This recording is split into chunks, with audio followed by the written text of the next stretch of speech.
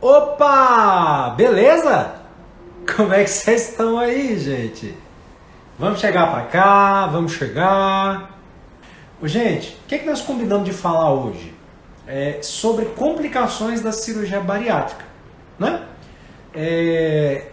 E essas complicações da cirurgia bariátrica, a primeira coisa que eu queria que você respondesse para mim é o seguinte: será que essa cirurgia bariátrica é um negócio que complica muito? Vocês acham que sim ou acham que não? Deixa eu colocar aqui o comentário e fixar meu comentário aqui. Vocês acham que a cirurgia bariátrica ela é uma cirurgia com alta taxa de complicações ou baixa taxa de complicações, e por que você acha isso? Escreve aí embaixo para mim.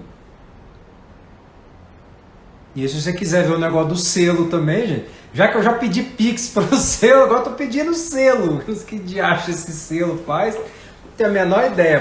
Mas compra o selo aí para eu ver o que é esse trem de selo aqui. Depois eu pago um churrasco para vocês tudo aí com o dinheiro do selo. Gente, deixa eu ver o que vocês estão escrevendo aqui.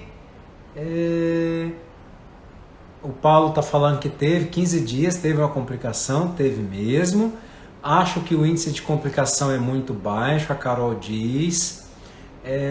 A tia Patrícia falou que complica até demais, eu acho que é isso que ela está querendo dizer.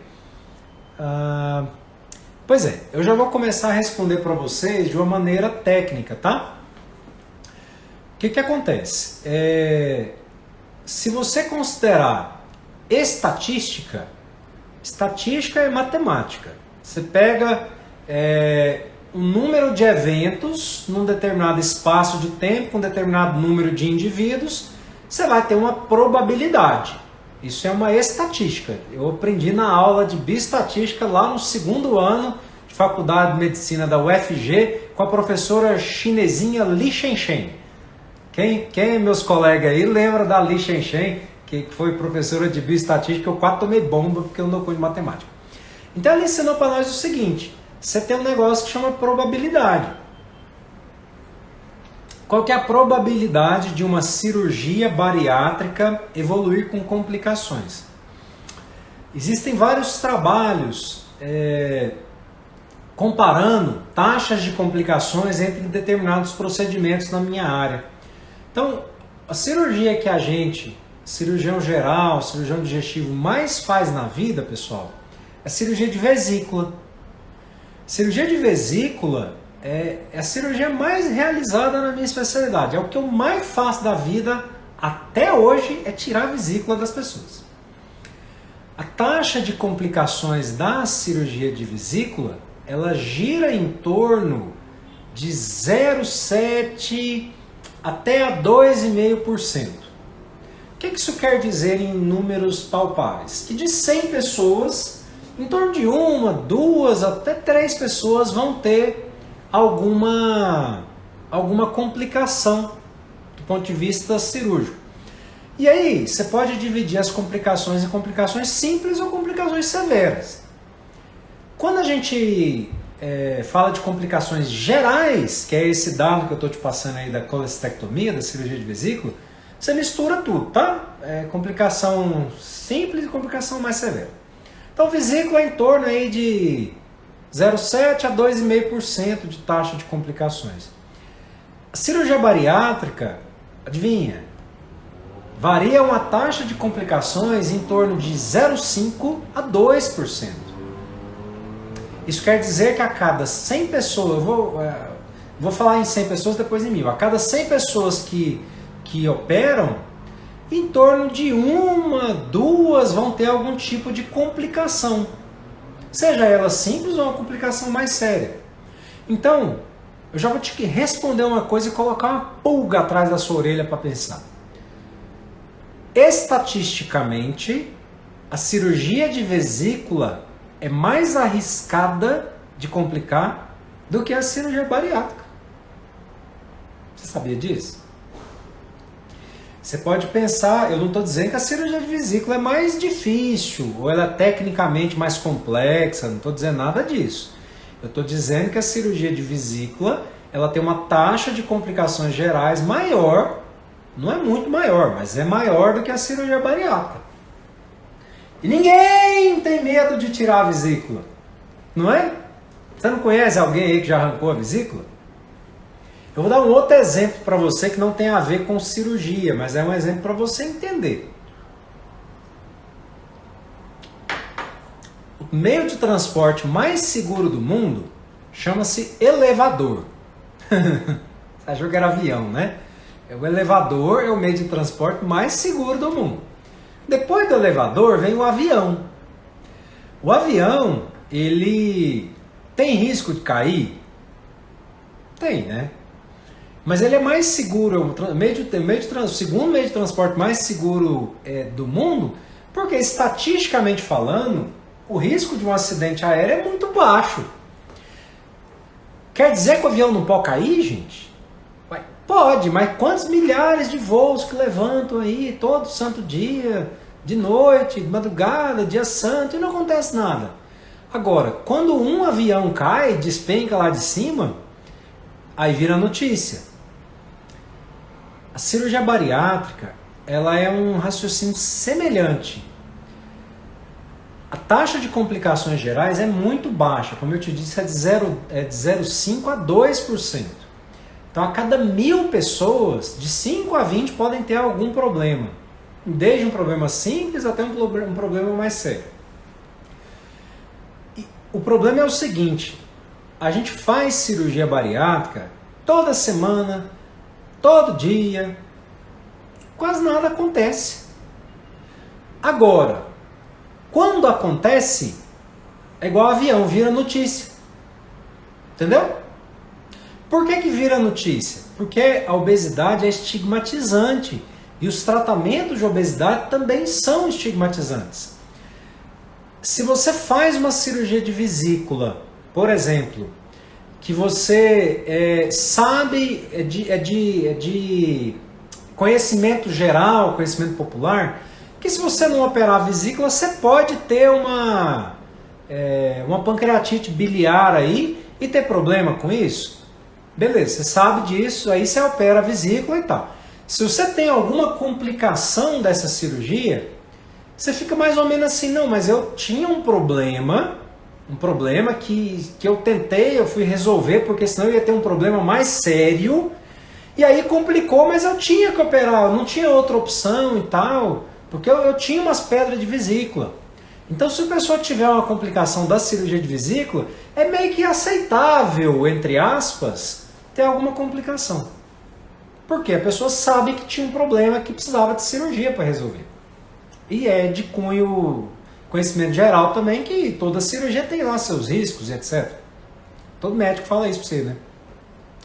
Agora, quando você pega esse mesmo raciocínio e traz ele para a cirurgia bariátrica, se a pessoa faz uma cirurgia bariátrica e tem alguma complicação, por menor que seja, os parentes, os vizinhos, os outros povos vão falar, aí, ó, tá vendo? Foi fazer cirurgia para ficar bonita e arrumou sarna para coçar. As pessoas comparam cirurgia bariátrica com cirurgia plástica estética. E não tem nada a ver, gente. Cirurgia plástica estética é para melhorar a autoestima da pessoa apenas. É para melhorar uma condição que ela se acha ou não acha tão bonita, ou acha feia, ou acha que tal coisa tá assimétrico. Cirurgia bariátrica é uma cirurgia para tratar uma doença. Então, se houver alguma complicação da cirurgia bariátrica, ninguém tem o direito de enfiar o dedo na sua cara e falar, tá vendo?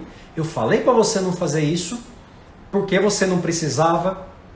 Quem sabe se você precisa ou não é seu médico e você. A diferença da cirurgia bariátrica para a cirurgia de vesícula, por exemplo, é que a cirurgia de vesícula ela não costuma ser opcional, é meio que a pessoa sabe que tem que fazer de qualquer jeito. A bariátrica, a pessoa pode insistir em outros tratamentos menos invasivos para tentar ter resolução da obesidade. Mas quando ela opta por fazer a cirurgia, não é que é estético. Não é igual, eu fiquei um ódio quando a colega seguidora aí, que eu esqueci o nome dela, gente. mandou para mim que ela foi fazer os exames e o cardiologista esfregou na cara dela, você tem que fazer uma cirurgia na sua cabeça. Tipo assim, como se ela estivesse fazendo um procedimento para ficar mais bonita ou, entendeu? Não tem nada a ver uma coisa com a outra. Então, eu já vou te dizer isso. A cirurgia bariátrica, ela é estatisticamente muito segura e tem uma baixíssima taxa de complicações. É igual o negócio do avião. Você não vai andar de avião porque um avião caiu anteontem. Você tá com a viagem marcada para amanhã. Aí lá na Rússia caiu um avião. Aí você vai desmarcar a sua viagem porque o avião da Rússia caiu? Não vai, né? Ou a grande maioria das pessoas não vai. Agora, se você tem a sua cirurgia bariátrica marcada para amanhã, por exemplo, e aí lá, sei lá, em qualquer estado aí do país, acontece um óbito de uma paciente ou um paciente que fez uma cirurgia bariátrica e sai lá no Fantástico. Amanhã você liga aqui no consultório para desmarcar a sua cirurgia comigo. Não é? Porque aí você vai ficar com medo, achar que vai acontecer isso com você. Mas do avião, o povo não continua andando de avião. Então o que eu estou querendo dizer para você, pessoal? De uma maneira assim, agora, sem comparações de cunho popular, etc., eu vou falar de maneira técnica mesmo. Estatisticamente, a cirurgia bariátrica é uma cirurgia muito segura. Por que ela é muito segura?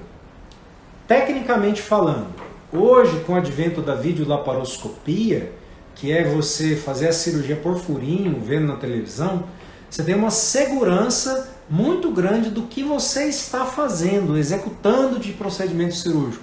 Então, o procedimento é visual. Eu consigo ver com muito detalhe. Ponto para a segurança. Segundo, os grampeadores cirúrgicos que a gente tem hoje em dia, os equipamentos que a gente usa para separar o estômago, para grampear, etc., são muito confiáveis. O grampeador, gente, tem uma linha de grampo muito segura.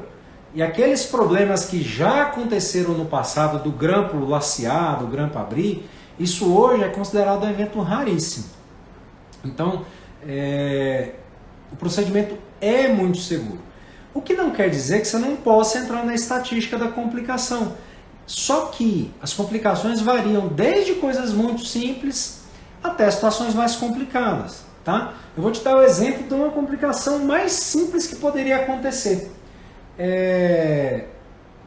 Por exemplo, um ponto infeccionar, um ponto da pele. Um pontinho daquele que a gente dá o pontinho, ele infecciona, por exemplo, e aí você tem que tomar um antibiótico local, ou tem que passar um remédio. Lembrei, eu vou te dar um exemplo de uma complicação que eu tive ontem. Olha só, ontem eu tive uma complicação. Eu estava operando um bypass por vídeo, um rapaz, não era tão obeso, assim, peso IMC de quase 40, então IMC bom para fazer cirurgia. Fizemos a cirurgia inteira sem nada de problema na anestesia, operou, todo mundo conversando potoca lá no centro cirúrgico, com tampeada. Eu falo demais, né? Você acha que eu falo demais só aqui? Eu falo demais na cabeça do Zé Alves, até que meu sócio que me ajuda, eu ajudo ele. Coitado, ele é caladão. Eu falo. Falei, cara, uma hora o Zé vai parar, a cirurgião vai me dar um soco. Fala, cala a boca aí, opera. E eu conversando, beleza. Quando a gente vai tirar os trocáteres, que é um instrumento de enfiar na barriga, ele tem um prego com uma lâmina. Esse trocáter, quando eu fui tirar, ele sangrou da musculatura. E foi um sangramento de pequena monta, mas foi um sangramento que me deu um trabalhinho para arrumar. Eu tive que passar um ponto assim por dentro do músculo, entendeu? O que aconteceu com o rapaz que estava operando? Nada. Não teve nada com ele. Mas se você levar isso para estatística, isso entrou na estatística aí que eu estou te falando, da complicação. Mas é uma complicação muito simples. Um sangramento do portal de acesso, entendeu? Sangramento do portal de acesso. Mas que teve que ser corrigido, que não estava previsto. É como se você estivesse imaginando um avião, que você programa, o piloto programa um avião para sair de Goiânia até Belém, por exemplo. Ele traça uma rota. Aí ele programa no computador de bordo do avião a rota. É tantos graus lá de proa, sei lá o que, e manda o avião embora. Você sabia que o piloto pilota o avião 5 minutos só, né? 2 minutos para subir, 2 minutos para voltar. Só isso que ele fala, o resto é o computador que vai sozinho. E aí tem uma tempestade que não estava programada. O piloto tem que desviar do curso, então ele vai lá no computador de bordo, no piloto automático, desvia tantos graus para um lado, para o outro. Isso é uma intercorrência na viagem de avião? É um evento que não estava programado, que não tinha sido, não estava na rota, na programação inicial. Mas que o piloto, com uma manobra simples, ele consertou. Então a mesma coisa, o que aconteceu ontem que eu estou te contando, só a título de curiosidade. Uma complicação muito simples, no finalzinho da cirurgia tirou o portal, começou a ter um sangramento da musculatura, que a gente cauterizou, não resolveu com cautério, deu um pontão ali por dentro no músculo, sarou. Eu desviei o curso da rota, isso não estava planejado, isso quase nunca acontece. Mas o que isso trouxe de risco para o paciente que estava sendo operado? Nada. Teria risco se eu não tivesse visto, teria deixado sangrar, aí ele ia para o quarto com o negócio sangrando para dentro da barriga, ia ter problema. A mesma coisa o avião. Se o piloto não mudar o curso e passar na tempestade, pode balançar o avião e dar problema. Entendeu? Então, gente, cirurgia é exatamente a mesma coisa de um avião. Inclusive eu brinco lá no hospital, quando a gente vai começar o ato cirúrgico, a gente faz um checklist, ligou o aspirador, testou o bisturi, a posição está correta, os materiais estão todos aí, e a gente só começa a cirurgia quando está tudo arrumado. Igual levantar voo de avião mesmo. Tá? Então, as complicações simples são essas aí, um ponto da pele, um sangramentinho do ponto da pele, do portal, uma infecção do pontinho. O doutor estava em casa e meu ponto escapuliu, beleza. O que pode ter de complicação mais séria? Você pode ter embolia pulmonar, pode ter trombose venosa profunda, que é formar coágulo na veia das pernas. Você pode ter fístula, que são vazamentos da onde a gente faz as costuras lá das emendas. E você pode ter óbito. Óbito é um evento hoje raríssimo na cirurgia bariátrica. Muito raro mesmo. Assim, é algo que a gente nem conta que tem na atualidade mais. Então eu vou falar um pouco mais dessas complicações e vou ver o que tem nas perguntas, porque eu não tive tempo de olhar o que vocês me perguntaram, então não preparei a aulinha, tá? Eu não preparei a aulinha, então eu vou olhar as perguntas aqui.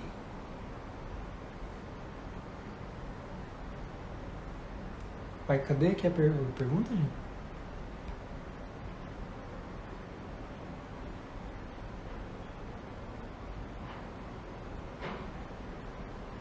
Ele não quer aparecer para vocês, não sei porquê. A Cláudia colocou aqui, ó, das complicações: anestesia e perfuração de algo indesejável. Cláudia, pessoal, quando a gente é cirurgião, a gente tem que operar de duas maneiras. A gente cirurgião, a gente opera com as mãos e opera com a visão. E tem um negócio que chama também sexto sentido, que isso aí não é muito assim, é meio que o feeling que vem com o tempo, tá? O cirurgião mais novo, que terminou a residência há pouco tempo, ele tem um feeling menos aguçado que o cirurgião da cabeça branca, sabe? Isso é normal na curva de aprendizado da cirurgia como um todo. Por que eu estou dizendo isso para você? Se eu opero com as mãos e com os olhos, se houver uma perfuração inadvertida de um órgão, eu posso sentir isso e normalmente eu vou ver isso, tá? Vocês lembram de uma moça que não deve ter nem 30 dias que ela foi notícia na internet, nos jornais? Era uma moça blogueira aí do Instagram, acho que tipo o doutor que tá falando com você aqui agora, blogueirinho.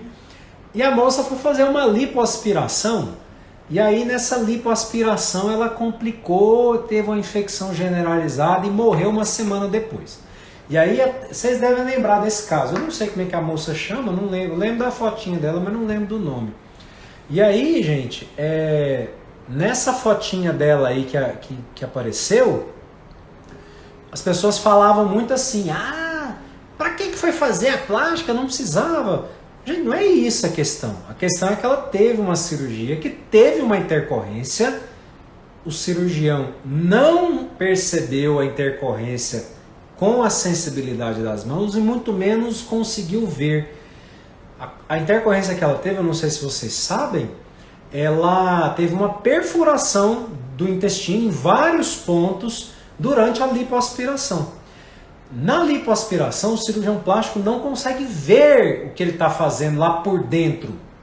Ele consegue sentir, entendeu? E o que, na verdade, matou essa moça, estão falando aqui, Liliana, o nome da moça, o que matou a moça foi a negligência do médico que a atendeu. Eu posso falar isso aqui em rede aberta porque isso é de conhecimento já comum aí. Por quê? Ligou para ele, não, isso não é nada não. Ligou para ele, tô com dor na barriga, isso é muito mole, toma o tramal que eu te falei, levanta, sai da cama. A gente médico, gente, não pode ser assim não. Se você ligar para mim, operou ontem, ou sei lá quando é que você operou qualquer, ligou para mim, Fábio, eu tô sentindo um negócio esquisito na barriga, você pode ter certeza que eu não vou falar para você que é bobagem. Eu vou tentar entender o que é, vou lembrar da sua cirurgia. Se for uma besteira mesmo, e eu tiver certeza absoluta que foi uma besteira, eu falo, olha, eu acredito que está tudo bem, mas vamos no pronto-socorro para você avaliar, que é mais seguro. Se essa dor persistir, você me liga de novo. Agora, a menina liga para o doutor, um dia, liga no outro dia, liga no outro dia. Ele torra o saco dela e acha que ela está com frescura? O que é isso, gente? Entendeu? Então, às vezes, se tivesse identificado a complicação dessa mocinha a tempo, poderia até costurar os intestinos furados lá e resolvido. Então, deixa eu voltar na pergunta da Cláudia. A pergunta da Cláudia é o seguinte: anestesia perfurar alguma coisa inadvertidamente.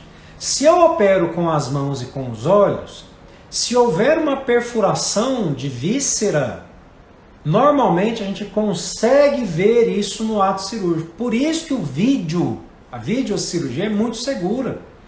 Porque eu consigo ver pequenas coisas desse tamanhozão.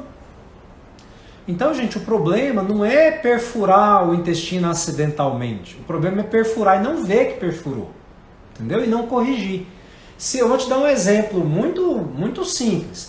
A cirurgia bariátrica, a gente fura o intestino intencionalmente. Por que eu furo ele intencionalmente? Para passar o grampeador e costurar ele, emendar ele lá no estômago. Então, furar o intestino, fazer um furinho nele e grampear ele lá em cima faz parte da técnica da cirurgia bariátrica. Agora, se eu faço um furo sem ver, sem perceber, eu tenho que revisar isso. Existe um tempo cirúrgico que chama revisão. Quando você termina a cirurgia, você revisa.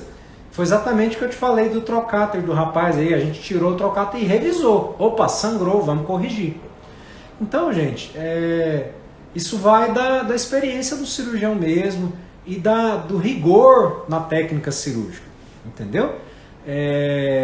Pode acontecer? Claro que pode.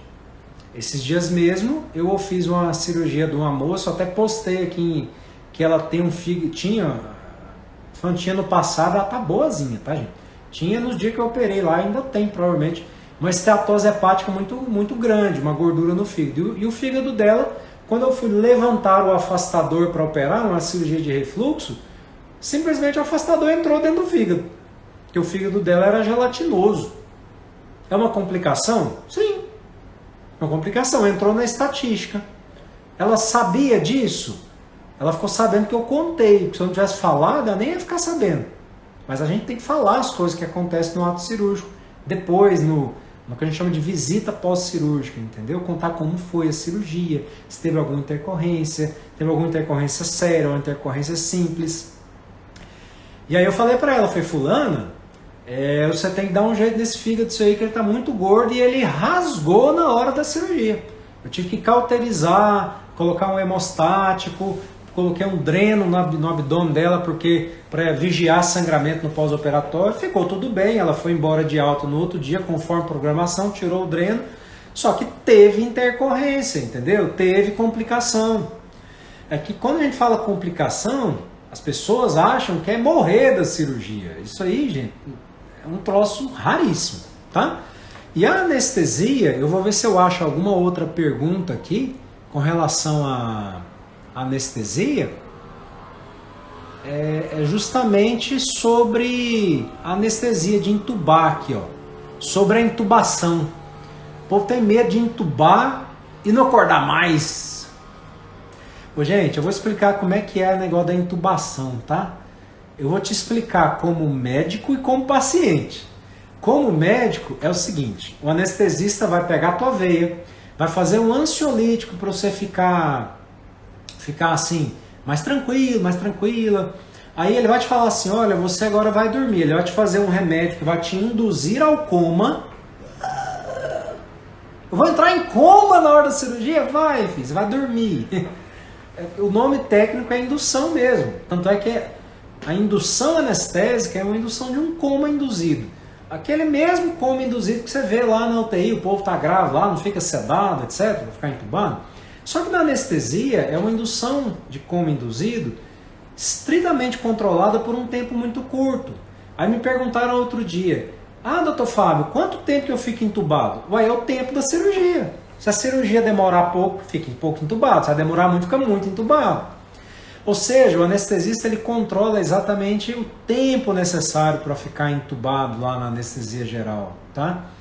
E aí, quando termina a cirurgia, o médico anestesista ele desliga o gás anestésico, que tem um efeito em torno de 5 minutos, e aí você começa a despertar. Aqueles remédios que ele induziu o coma, fez o relaxante muscular, tudo isso vai perder o efeito, de tal forma que a hora que você retomar tua consciência, o anestesista te desentuba. E você, quando realmente acordar de vez, você não vai ver nada. Entendeu? Tecnicamente é isso. Como paciente, o Luiz Neto tá falando aí, ó, que é a melhor coisa da vida. A gente é bom mesmo, eu vou te falar. Eu vou agradecer ao doutor Cecílio, anestesista que me anestesiou na minha cirurgia de apendicite. Gente, pro povão entender, você chega lá com o fiofó na mão de medo. Fala, vixe, vou ser entubado. Aí ele fala assim, ó, vai dormir agora, viu? Você fala, beleza. Aí você tranca de medo mesmo. Eu tô falando igual como paciente. Aí ele te dá um troço, cara, que você tá olhando pro foco assim, ó, que é a luz de cima. Aí de repente o foco vira 2. E a cabeça faz assim, ó, pum, pesa, sabe? Bota um saco de cimento que a vista fica turva, pesa. E aí ele fala assim, tudo bem? Respira! Eu lembro disso. Eu respirei, conforme me mandaram. Aí depois, eu lembro que eu falei assim, ô gente, acabou? Que eu converso demais, né? Acabou a cirurgia, eu tava desentubado. Então eu lembro disso. Eu lembro de pum na cabeça, ficar meio zonzo assim, tentar ficar de olho aberto, falar, não vou dormir, não vou dormir, não vou dormir. Aí dormiu. Aí eu aqui acordou, gente, acabou já? Ué, já? É isso a anestesia geral. Entendeu? Então assim, eu vou te falar uma outra coisa para você entender a segurança do ato anestésico. O obeso é uma pessoa que tem a via aérea considerada mais difícil. Porque a via aérea, gente, que é o pescoço nosso, a traqueia aqui, ó, traqueia, depende do tantão que você abre a boca, bocão grande, e tem um teste que chama teste de Malampati. Quando o anestesista fala assim pra você, abre a boca e põe a língua pra fora, ó. Você tá vendo aquele trenzinho de bater de boxe ali, meu, na minha garganta, que lá chama úvula. Embaixo da úvula, você começa a ver a orofaringe. E aí, esse teste de Malampati, o anestesista faz antes. Então, olha, meu Malampati é o mais fácil que tem, ó. Você vê a goela lá no fundo. Então, via aérea é fácil. Quando o anestesista identifica uma via aérea difícil, ele se prepara para isso. Ele tem artifícios lá no ato anestésico para preparar para a via aérea difícil. E todo o centro cirúrgico, tanto o centro cirúrgico quanto a unidade de terapia intensiva, eles têm uma maleta de VAD. VAD é uma letra laranja, que quer dizer via aérea difícil, que é um kit de emergência. Puta que pariu! A via aérea é difícil demais, não consigo entubar, não vejo nada. Tentei buge, eu vou falar uns trem técnicos aqui, mas assim, em linha geral. Tentou entubar e não deu conta. Abre a maleta de emergência e garante a via aérea. O termo garantir a via aérea é, mesmo sob relaxamento muscular, o anestesista, o médico de terapia intensiva, ele vai conseguir fazer você trocar o ar, o oxigênio. Então, mesmo que você não seja intubado, porque a via aérea é muito difícil, você não vai ter uma parada cardíaca, porque ninguém vai te entubar, porque você vai pegar o kit de via aérea difícil, passar um negócio na garganta que chama máscara laríngea e vai ventilar normalmente, até conseguir fazer a intubação assistida, ou intubação sob via visualização direta por ótica, ou mesmo, por exemplo, na UTI, isso não se aplica a procedimento cirúrgico eletivo, tá? Porque, por exemplo, se você tem uma via aérea muito difícil, o anestesista não deu conta de intubar, chamou lá os colegas anestesistas, não vai, passou lá os kits de via aérea, não vai, abriu a maleta de emergência, não vai, não ventila, não intuba. A saída seria fazer uma traqueostomia, que é abrir um buraquinho aqui na traqueia para enfiar um cano aqui direto, sem ser pela garganta. Ué, se você vai fazer uma cirurgia eletiva, filhote, o anestesista vai parar, vai virar para mim e falar, doutor cirurgião, sinto muito, seu paciente não é intubável, não tem jeito de se operar ele. Entendeu? Aí ele vai fazer os remédios para você acordar de novo, você vai acordar como se nada tivesse acontecido. Você não vai ter uma parada cardíaca que você não ficou sem respirar. Entendeu? Se você... Então, para cirurgia eletiva é isso. Para cirurgia de emergência, se não operar, morre. Ou tá lá na UTI, que é o povo aí tá falando de Covid, né? Se não entubar, morre, aí o contexto é diferente. Eu já fiz isso como médico. Eu sou médico intensivista, de formação também. Tem pós-graduação, não tenho residência médica em terapia intensiva, então não tenho título lá. Se você baixar meu CRM lá no conselho, você não vai ver que eu tenho medicina intensiva na minha especialidade. Mas eu fiz pós-graduação, atuei muitos anos em terapia intensiva, fui coordenador de UTI, então eu já passei por situações iminentes de óbito, iminente de parada cardíaca. Você está lá, o paciente está com insuficiência respiratória. Insuficiência respiratória é falta de ar que está morrendo, entendeu? Pode ser Covid, pneumonia, insuficiência cardíaca, qualquer doença aí que dá insuficiência respiratória. Você está lá, está roxo, boca roxa, tenta entubar, não vai. Via aérea difícil, abre a maleta, não vai. O que a gente faz lá na UTI de emergência, se é uma cirurgia de emergência, se é não sei o que? A gente pega um bisturi, corta aqui e enfia uma cânula na garganta. Foi isso que fizeram com a Ayrton Senna lá na beirada da pista, sabia? Fizeram uma cricotireoidostomia, que é o nome disso. Ô Helena, não é pra você ficar com medo não, eu tô te batendo a real. Entendeu? A real é isso. É seguro. Se você escolhe bem a equipe que trata de você, e escolhe bem o hospital que você vai fazer o procedimento, tem tudo para ser seguro. O que você não pode é ir no mais barato, lá no interiorzinho não sei aonde, entendeu? Longe de mim falar assim, do interiorzinho, às vezes você pode ter um interior que tem uma estrutura hospitalar muito boa, mas eu acho, no meu ponto de vista, me desculpe a franqueza, que a cirurgia bariátrica é um procedimento de alta complexidade, então ele tem que ser feito em um hospital terciário, tem que ser feito num hospital que tenha estrutura de UTI, que tenha pronto-socorro, que tenha tomógrafo, que tenha retaguarda de hemodinâmica, de cardiologista, de cirurgião vascular, ou seja, tem que ter uma retaguarda de coisas para que se houver alguma complicação potencialmente grave, para que tenha resolução, entendeu? Então, o que norteia a segurança do ato cirúrgico é a retaguarda que você tem. E, gente, se você for levar em consideração o quesito preço apenas, medicina de qualidade custa caro. Medicina custa caro. Então, se medicina custa caro, se você vai para um lugar que tem uma estrutura maior, ela vai te custar um pouco mais caro. Se você tem um plano de saúde, para você isso não faz nenhuma diferença, porque o plano de saúde paga a mesma coisa para o hospital ruim ou para o hospital bom, entendeu? Agora, se você não tem convênio, entenda que às vezes você pode encontrar um orçamento lá na cidade, lá numa currutela, lá no hospitalzinho de beira de esquina, bem baratinho, mas por quê? Porque o remédio não é o mesmo, porque a estrutura não é a mesma, entendeu? Deixa eu ver outra pergunta aqui. Então, sobre anestesia, a gente desencana que no hospital seu, se você não for intubável, for via aérea difícil, você vai respirar normalmente e aí vai suspender sua cirurgia. Simples assim. Ah, mas quantas vezes, doutor Fábio, nesses últimos 5 anos de trabalho seu aí, por exemplo, você suspendeu alguma cirurgia bariátrica porque o paciente não era intubável? 0 vezes. Nenhuma vez. Todas as vezes intubou, operou, acordou, desintubou. Já teve intubação difícil? Ah, isso já teve. Já teve intubação que teve que passar uma câmera de vídeo lá para ver aonde? Já teve. Já teve intubação que teve que chamar o outro anestesista da outra sala para ajudar? Já teve. Mas que teve que suspender a cirurgia por causa disso? Não. Tá? Deixa eu procurar mais perguntas aqui.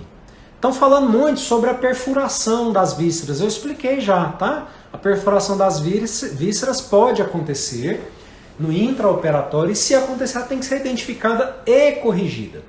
Aí eu vou falar para você um pouco sobre a fístula, que também tem uma pergunta aqui, ó. A fístula, o que é fístula, pessoal? Fístula ou vazamento? Fístula ou vazamento, o que é isso? A fístula, pessoal, é quando as emendas que a gente faz, as anastomoses que a gente faz, elas por um motivo ou por outro, elas vazam. Aquele conteúdo que está dentro do intestino, ele passa a sair para fora do intestino e contaminar o abdômen. Isso que chama fístula, tá? Uma víscera oca perfurada por uma faca, por exemplo, você está igual o Bozo aí, ó, o presidente Bozo. Ô, presidente. Vamos continuar, né? Foi esfaqueado, não foi? Furou a tripa dele. Isso é uma fístula, é um vazamento. Só que não é um vazamento provocado porque o ponto que costurou lá deu errado. Ele sim porque furaram ele inadvertidamente. Agora, se durante a cirurgia lá do presidente Bozo, nas costuras que o doutor fez na tripa dele, se uns dias depois começasse a vazar, isso a gente chama de fístula pós-operatória, entendeu? Na cirurgia bariátrica, a fístula pode acontecer principalmente no bypass, mas é um evento muito raro também. Eu vou te explicar por quê. Primeiro que eu não opero um paciente desnutrido, eu opero um paciente de uma cirurgia eletiva. A Juliana disse que não sabe se ri ou se apavora da live. Então fica isso aí, vai rir ou vai embora. Fica aí, não vai embora não. A fístula, ela... O que eu tava? Até me perdi aqui. Então quando a gente está fazendo a cirurgia bariátrica, eu estou vendo o buraquinho que está feito. E quando eu costuro ele, eu estou vendo ele sendo fechado. E a hora que eu passo a agulha, eu sinto para onde essa agulha está entrando. Eu sinto se eu estou enfiando a agulha dentro do estômago mesmo, ou só estou casqueirando ele, entendeu? Então, o cirurgião opera com os olhos e com as mãos. A gente consegue ver isso e sentir isso no ato cirúrgico. Então, fístula, gente, na bariátrica é um evento muito raro. É diferente de você ter uma fístula de uma cirurgia de emergência, tipo a do Bolsonaro aí, ó. O risco do Bolsonaro ter tido uma fístula infinitamente maior do que o risco de uma bariátrica dar uma fístula. Por quê? Vazou bosta na barriga dele, ué. Foi esfaqueado no intestino grosso, aí bosta, aí foi pro hospital, chegou no hospital, rachou a barriga no meio, bosta, trem tudo furado, vazando. a costura que o doutor fez lá é uma costura de muito mais risco de abrir, porque está contaminado. Na bariátrica não tem nada contaminado antes da cirurgia. A gente faz o furinho e de imediato você já costura. Então não tem infecção, o paciente está bem nutrido, o paciente foi preparado no pré-operatório, a idade dele é uma idade aceitável para fazer uma cirurgia eletiva, entendeu? Então, Fábio, mas tem risco de acontecer? Mas claro que tem, gente, mas é desse tamaninho. Tem risco do avião cair, meu filho? Tem, mas é titico, entendeu? Então, assim, sobre a fístula é isso. Estatisticamente falando, a incidência de fístulas na cirurgia bariátrica é menor que 0,5%. Então, a cada 1.000 pessoas operadas, menos de 5 podem ter uma fístula do ponto de vista estatístico. Eu vou te dar um outro exemplo da minha casuística. Quando eu fiz essa live ano passado, eu dei o mesmo exemplo. Ano passado eu devo ter falado isso em setembro, em agosto. Tem no Instagram aí, complicações da bariátrica. Nesses vários anos aí que eu mexo com cirurgia bariátrica, eu tive uma fístula, que é de um paciente que pesava na ocasião mais de 200 quilos, ou seja, foi tecnicamente muito difícil. Eu identifiquei a fístula precocemente, levei ele para a sala de cirurgia no outro dia de manhã, reoperei, consertou a fístula, está muito bem, obrigado. E de lá para cá, nunca mais teve. Então a estatística ainda minha é a mesma. Eu tive uma fístula nos últimos 5 anos. Entendeu? De uma cirurgia que foi tecnicamente desafiadora, muito difícil de ser feita. Quer dizer que não pode acontecer? Ué, claro que pode. Só que a gente vai operar com os olhos, com as mãos. E tem o que eu disse para você no começo, que é um negócio que chama feeling. Às vezes, quando a gente tá com feeling meio assim, fala, não gostei, eu costurei, deu tudo bom, tá certinha a costurinha, não sangrou, mas esse trem não tá com a cara muito boa, será? Tem um feelingzinho, eu vou botar um dreno. Foi exatamente o que aconteceu com esse rapaz que eu tô te contando, do ano passado. Eu fiz a sutura da anastomose, só que foi difícil demais. E assim, ela não foi aquele negócio liso, padrão, foi difícil, mas tava fechadinho, mas, cara, não tá esquisito, não sei. Eu ainda perguntei pro Zé, que opera comigo, falei, Zé, o que você acha? Ele falou, não, Fábio, fechou, tá bacana. Eu fiquei com aquela pulguinha, falei, cara, não sei, eu vou botar um dreno. Perguntam pra gente do dreno. Quando é que o cirurgião põe dreno? Quando sangra, quando ele quer vigiar sangramento, ou quando ele está meio receoso das costuras que fez. Antigamente se punha dreno para todo mundo. Tem muitos colegas que ainda colocam dreno para todo mundo. Eu não ponho dreno para quase ninguém mais. Eu ponho, se você for operar comigo ou já operou, eu vou pôr dreno nessas duas situações. Ou se tiver algum sangramento que eu fiquei receoso de sangrar depois. Exemplo, a moça do fígado que a hora que eu fui levantar rasgou, né? Esteatose hepática. Parou de sangrar. Mas eu pus o dreno. Pus o dreno, porque vai que, né? Aí no outro dia eu tirei o dreno. Ou quando, nesse caso aí que... Ô Liliane, eu tô falando da fístula, jacaré. Escuta aí, ó. Mas, gente, chegou atrasado, é o papagaio de pirata. Chega depois e fica falando, falar dos treinos. Tô falando da fístula. E aí esse camarada aí do ano passado... Eu falei pro Zé, eu falei, Zé, isso tá esquisito. Ele falou, não, tá bacana. Eu falei, não tá não, não tá esquisito, vou botar um dreno. Pus o dreno. No outro dia o dreno tava verdinho, tinha a fístula mesmo, entendeu? Então, a gente coloca dreno nessas situações. E a fístula, gente, é um evento muito raro. O problema da fístula é ela não ser identificada precocemente. Então, se eu não tivesse colocado o dreno nesse paciente... ele iria ter dor abdominal, iria estar esquisito, não iria estar legal no quarto, igual a gente vê todos os dias.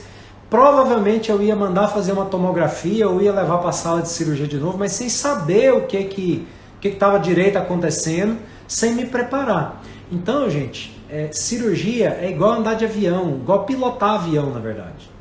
É a mesma coisa, é a mesma coisa que pilotar avião. O piloto de avião, ele sempre pensa na pior desgraça do mundo, que pode acontecer lá em cima. E ele tenta fazer um checklist das piores desgraceiras que pode acontecer, para ele se preparar se acontecer. É por isso que a gente, cirurgião, é enjoado demais.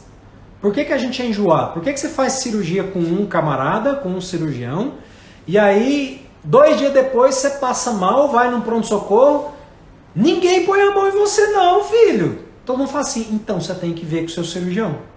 Por que será disso? Porque só quem te operou sabe o jeito que foi a cirurgia.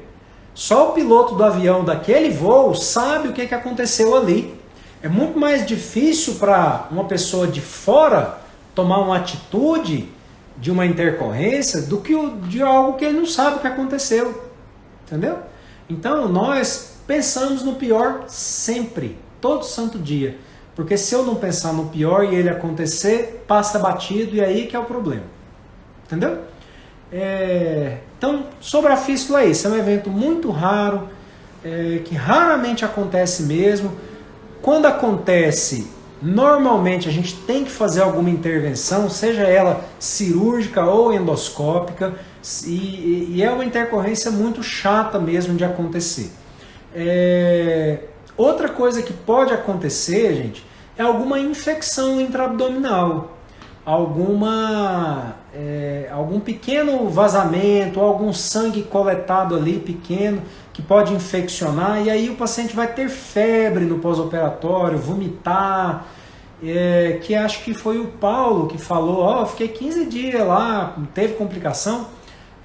Salvo engano, o Paulo foi isso que teve. O Paulo é um paciente meu que eu operei acho que mais de ano, que teve uma febre pós-operatória, estava vomitando, a gente fez uma tomografia, não tinha nada, mas ele não conseguia comer, então eu optei por reinterná-lo, passei um catéter aqui para fazer nutrição parenteral, dei antibiótico endovenoso lá no hospital por acho que 5 ou 7 dias.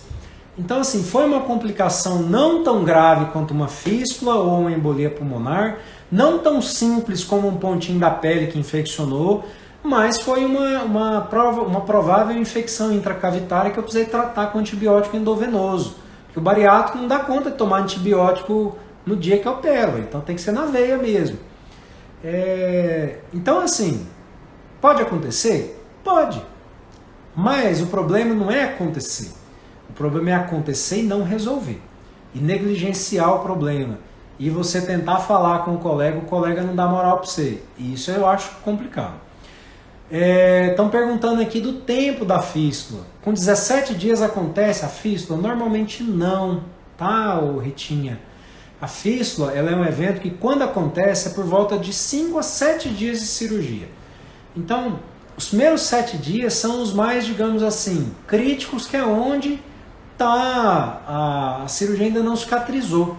Então, quando acontece fístula, o sintoma principal é febre, dor abdominal e vômito. Então, se você está tendo, depois da sua cirurgia bariátrica, muita dor na barriga, está vomitando tudo, mesmo as aguinhas, e está tendo febre aferida, você tem que medir a febre, né, meu filho? Não adianta você falar que está com febre e achar, tem que botar o termômetro no sovaco e ficar lá vendo. Deu mais que 38, aí chama febre.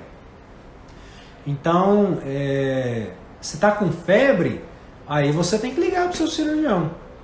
Há um tempo atrás, em janeiro, eu fiz uma mentoria sobre a cirurgia bariátrica, sobre o preparatório para essa cirurgia.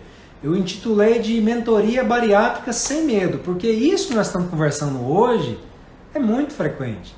E as pessoas têm muito medo da fístula, da embolia, da trombose, da anestesia, medo de morrer, não sei o quê. E aí essa mentoria, a gente montou isso em janeiro, algumas pessoas fizeram, e ficou disponível para todo o Brasil naquela ocasião, justamente para ensinar as pessoas isso que eu estou te falando, mas de uma maneira assim, mais estruturada, sabe? De uma maneira um a um, com aula ao vivo. Então é um negócio muito bacana. Mais para frente eu provavelmente vou voltar a fazer essa oferta dessa mentoria para você, porque assim, gente, como você já percebeu, eu não tenho interesse nenhum de vender nada para você, assim, esse doutor aí quer vender as coisas para mim. Não, senão eu não fazia live aqui para você, ué. O meu interesse é te orientar. E o principal interesse, que é algo que me move, colecionar a sua história de sucesso e tirar esse ranço que o povo tem da cirurgia bariátrica. Então tudo que eu puder fazer para te ajudar, pode ter certeza que o que tiver ao meu alcance eu vou fazer. Então lá na mentoria eu expliquei isso que eu estou te falando, mas com uma riqueza de detalhes maior, com um aprofundamento maior, explicando como é que é o pós-operatório, como é que é os primeiros 15 dias, o que você tem que preocupar, etc, etc. Então a fístula, gente, é em torno de 5 a 7 dias, tá? Aí a Grazi está falando que teve febre de 39 graus, mas era amidalite. Pois é, só que é o seguinte, você não tem que saber que é amidalite em casa, você tem que achar que está errado e falar com a tua equipe. Fala, eu tô com febrão aqui, o que será que é? O Paulo, se eu não me engano, foi exatamente isso, falou, tô com febre aqui. Eu falei, opa, o que está acontecendo? Tá sentindo isso? Não, tu vai para o hospital fazer tomografia, fazer exame, blá. Por isso tem que ter um hospital seguro, tem que ter equipe assistencial de retaguarda, tem que ter pronto-socorro, tem que ter equipe treinada para tratar isso, entendeu? É isso que traz a segurança do procedimento. Ô, gente, eu estou quase já terminando, eu vou fazer, se você me permite, uma outra live dessa falando sobre complicações. Se você quiser também ver, se você tiver saco para assistir...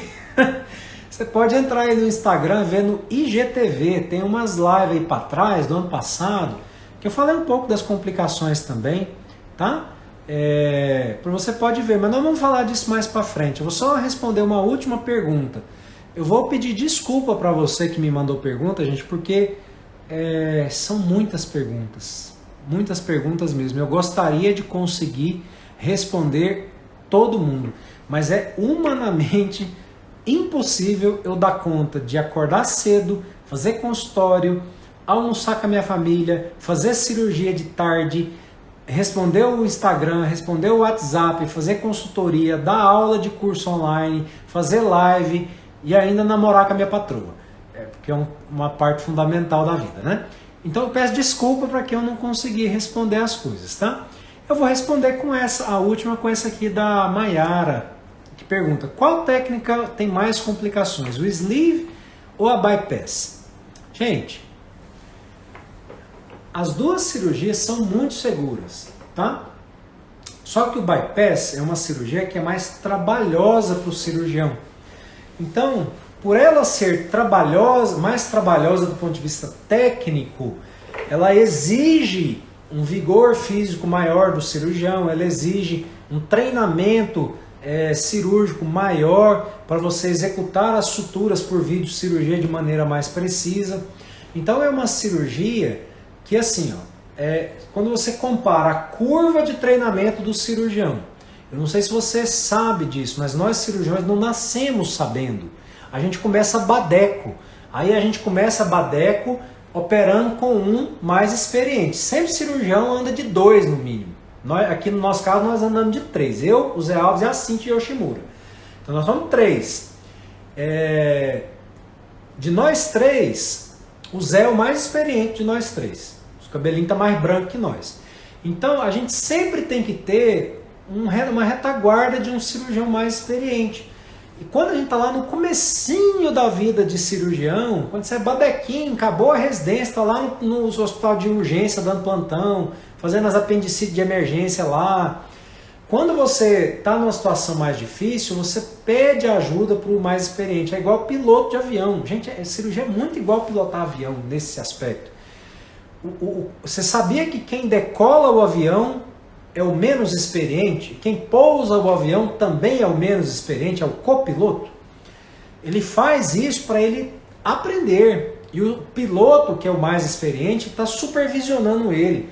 Então, quando a gente está na residência médica, está aprendendo a operar, e quando está no começo da vida profissional, você sempre tem um mais experiente para te ensinar, para te aprimorar. E à medida que você vai criando experiência, você passa também a ajudar as pessoas que estão começando agora. Então, o ato cirúrgico é muito seguro, mesmo se o seu cirurgião não tiver a cabeça branca, porque ele vai ter um lá de cabeça branca para ajudar ele, entendeu?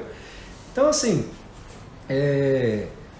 voltando aí sobre a questão do sleeve e do bypass, o bypass é uma cirurgia que exige uma técnica cirúrgica mais apurada. Então ele é mais trabalhoso, ele é tecnicamente mais difícil de fazer. Então se o cirurgião não tiver tanta experiência naquilo, vai ter mais risco do que o sleeve, para esse mesmo cirurgião com menos experiência. Agora, se você tem um cirurgião que já domina a videolaparoscopia, ou seja, ele já consegue fazer as suturas laparoscópicas, ele já dá os pontos normal, ele já tem vivência na cirurgia digestiva normal, a taxa de complicação do sleeve e do bypass é igual, é muito baixa. Não tem um que complica mais e outro que complica menos por causa do tipo da cirurgia, entendeu? Mas assim, para te falar, para te detalhar sobre qual delas, qual tipo de complicação é mais frequente em qual delas, eu vou te detalhar. O sleeve é uma cirurgia que tem uma incidência de fístula menor que o bypass, mas tem uma incidência de sangramento maior que o bypass, entendeu? Ah, doutor Fábio, então eu não vou fazer o sleeve porque senão vai dar hemorragia interna na minha barriga, eu vou morrer. Não é isso. Estou dizendo que estatisticamente, como o sleeve é uma cirurgia que tem um grampeamento muito grande no estômago, e o estômago é um órgão muito vascularizado, vai muito sangue para o estômago, ele fica babando mais sangue. E aí o cirurgião vê isso no intraoperatório, dá ponta ali onde precisar, se precisar põe o dreno. É como eu disse para vocês, a questão da cirurgia a gente opera com as mãos e com os olhos. Então a gente tem que ter esse rigor. No final da cirurgia tem um tempo cirúrgico que se chama revisão da hemostasia, que é verificar se tem alguma coisa sangrando. Em todo o ato cirúrgico, desde arrancar a amígdala, operar o olho, operar o ouvido, o nariz, plástica, qualquer coisa que você for fazer em qualquer área cirúrgica, os tempos cirúrgicos são sempre divididos em 3. Diérese, que é cortar, o ato cirúrgico em si e a síntese, que é costurar. E antes de fazer depois que você faz a costura, a síntese, você vai fazer a revisão do ato cirúrgico. Então toda cirurgia é dividida nesses 4 tempos, entendeu? Seja plástica, bariátrica, qualquer cirurgião faz isso. Então lá na cirurgia bariátrica, na hora que a gente acaba a cirurgia, a gente vai revisar a cirurgia. Eu vou olhar tudo que foi feito, eu vou olhar o intestino de novo, eu vou olhar o estômago de novo, eu vou olhar o fígado para ver se ele não machucou, eu vou olhar as gorduras da barriga para ver se não tem nenhuma sangrando inadvertidamente. Quando eu vou tirar os trocáteres, né? Aquele instrumento de enfiar no furinho para passar a pinça, eu vou olhar eles com a câmera para ver se não está sangrando, se estiver sangrando eu vou corrigir. Isso faz parte da segurança do ato cirúrgico. É igual o piloto de avião, vai pousar o avião, ele tem um checklist de pouso. Opa, isso aqui está assim, isso aqui está certo, isso aqui o combustível está assim. E aí só se tiver assim, ele pousa o avião, entendeu? Então o sleeve, por causa da linha de grampo maior, ele tem um risco estatisticamente maior de sangramento. Mas como o cirurgião não dá nenhum ponto, não tem que emendar nada com nada, o risco de fístula é menor. Já o bypass é o contrário. O risco de fístula é um pouco maior porque você tem que costurar, e o risco de sangramento é menor porque você grampeia menos coisa. Grampeia uma área menor do estômago e dos intestinos. Entendeu? Mas mesmo assim, pessoal, o risco é muito baixo. Então eu gostaria de fechar essa live de hoje, dizer o seguinte para você: o assunto é muito extenso, muito extenso. Eu não consigo em uma hora, por mais que eu tente, falar desse assunto para você esgotar o assunto. Nem em congresso médico falando também a gente não consegue falar isso assim de maneira num tempo tão curto, entendeu? Então o que eu quero deixar de mensagem para você, e nós vamos acabar falando disso em outras lives aí para frente, é o seguinte: não tenha medo da cirurgia bariátrica, não tenha medo, tá? Tenha medo da obesidade. Você deve ter visto que eu patrocinei um vídeo, e esses patrocínios de vídeo, eles são, quando você está correndo o feed do seu Instagram, do seu Facebook, aparece um trem que você não pediu, uma cara de alguém falando alguma coisa que você não pediu, não é? Isso é o vídeo patrocinado. E por que eu patrocinei esse vídeo de não tenha medo da cirurgia bariátrica? Porque as pessoas têm medo e não precisam ter medo. E às vezes o indivíduo, ele não faz a cirurgia bariátrica sabendo que ele precisa fazer de medo. Eu criei uma mentoria para ensinar as pessoas o que é que faz, desde o preparatório, onde que vai, quais exames que pede, qual que é o risco dessa pessoa X, Y, Z, do dia da cirurgia, como é que opera. Lá na mentoria eu coloquei os vídeos da cirurgia comigo narrando, eu operando, para a pessoa ver como é que é a cirurgia. Ela vai enxergar a mesma coisa que eu enxergo todo santo dia. Aí depois como é que ela vai para casa, como é que tá a fístula, embolia, não sei o que, quando é que liga para o médico no primeiro ano. Só que eu não consigo falar isso para você numa live, lendo os comentários, pensando, falando, entendeu? Então assim, isso está lá na mentoria, bem estruturado. E quando eu voltar a oferecer isso para vocês, eu aviso vocês, tá? Hoje eu não vou oferecer nada para você, eu estou aqui só para tentar agregar conhecimento, agregar informação, sem te cobrar absolutamente nada por isso, tá? Então assim, quando a gente patrocina esse vídeo aí, não tenha medo da cirurgia bariátrica, é justamente para te mostrar que ela é segura. Assim como a cirurgia de vesícula é segura. Eu te falei no início dessa live que a cirurgia de vesícula, estatisticamente, ela tem uma taxa de complicações maior do que a cirurgia bariátrica. Entendeu? O que não quer dizer que a cirurgia de vesícula é arriscada, mas também para você entender que a cirurgia de bariátrica é extremamente segura. E você não deve procrastinar isso se você tiver a indicação, por medo. Entendeu? Pessoal, muito obrigado a você. Na quinta-feira que vem, a doutora Tatiane, psicóloga, que assim, eu a conheci aqui pela internet, eu não a conheço, aliás, eu não a conheço até hoje, pessoalmente, apesar dela ser aqui de Goiânia. Ela me convidou para falar sobre reganho de peso pós-bariátrica, que é o que nós falamos no dia 4 de março, lembra? Que eu fiz um workshop, depois eu ofertei para as pessoas que tinham interesse em se aprofundar no assunto, o curso A Sua Bariátrica para Sempre, que hoje foi inclusive o primeiro encontro ao vivo. Obrigado para as pessoas que participaram, que se inscreveram no curso, e o curso está tocando de vento em popa, a gente está se aprofundando nesse assunto de emagrecer depois que engordou, fez a bariátrica e aí acabou engordando de novo, que não é para engordar, né? Então na quinta-feira que vem a doutora Tatiane, psicóloga, ela me chamou para contar um pouco da minha experiência para você sobre esse assunto. Então eu já deixo aqui convidado para você colocar na sua agenda aí no mesmo horário, só que vai ser pelo Instagram dela, tá bom? Obrigado, gente. Caroline, que falou que é para eu descansar, que amanhã é a cirurgia dela. Eu vou descansar, tá, minha filha? Não se preocupe, não. Amanhã tamo junto, firme e forte, eu de barriguinha cheia, você com fome, de jejum, para dar o meu melhor para você. Tchau, gente. Um grande abraço. Tudo de bom.